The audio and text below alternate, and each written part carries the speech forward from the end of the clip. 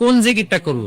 জিকির তো অনেক, আমরা একটু জেনে নিই যে সবচাইতে শ্রেষ্ঠ জিকির কোনটা। কেউ কি জানেন সবচেয়ে শ্রেষ্ঠ জিকির কোনটা? সুবহানাল্লাহ বিহামদি। আর একটু বলেন, আওয়াজ করে, সাহস করে বলেন, লা ইলাহা ইল্লাল্লাহ। এই তো চলে আসছে, এটা সবচাইতে শ্রেষ্ঠ জিকির। সহিহ মুসলিমের বর্ণনা, বিষ্ণু সাল্লাল্লাহু আলাইহি ওয়াসাল্লাম বলেন, আফদালুল যিকরি লা ইলাহা ইল্লাল্লাহ।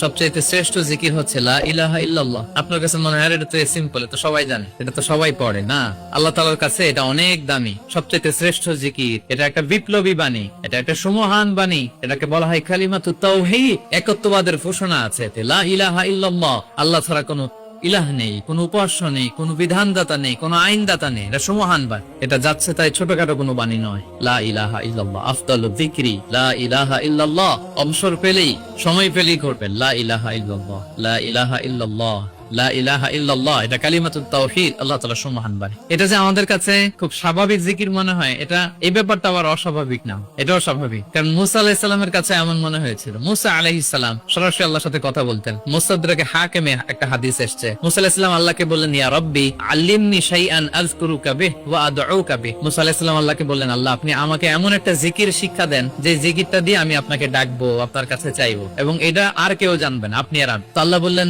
ইয়া মুসা কুল লা ইলাহা ইল্লাল্লাহ। হে মুসা তুমি পড়ো লা ইলাহা ইল্লাল্লাহ। মুসা আলাইহিস সালাম বললেন, ইয়া রাব্বি কুল্লু ইবাদিকা ইয়াকুলু হাদা।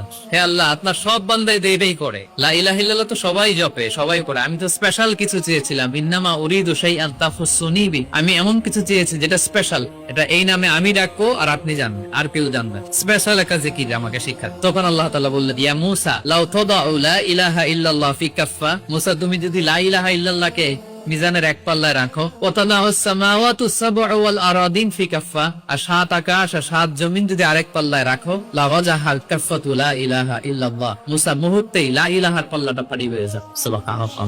এটা যেন তেন কোনো কালিমা নয়, এটা বিপ্লবী বাণী, এটা সুমহান বাণী। এখানে ওয়াননেস অফ গড, আমি যে এক, একক, অদ্বিতীয়, অতুলনীয়, ইউনিক, এটার ঘোষণা দেওয়া হয়। লা ইলাহা ইল্লাল্লাহ, আল্লাহ ছাড়া কোনো ইলাহ নেই, আল্লাহ ছাড়া কোনো উপাস্য নেই। এটা সাধারণ কোনো বাণী নয়। তাহলে মুসা আলাইহিস সালামের মনেও প্রশ্ন জেগেছিল এটা, যে আল্লাহ স্পেশাল দোয়া শিখান। আল্লাহ বললেন লা ইলাহা ইল্লাল্লাহ, উনি বললেন সবাই তো এটা পড়ে। তখন আল্লাহ বললেন এটা এত দামি, মিজানের এক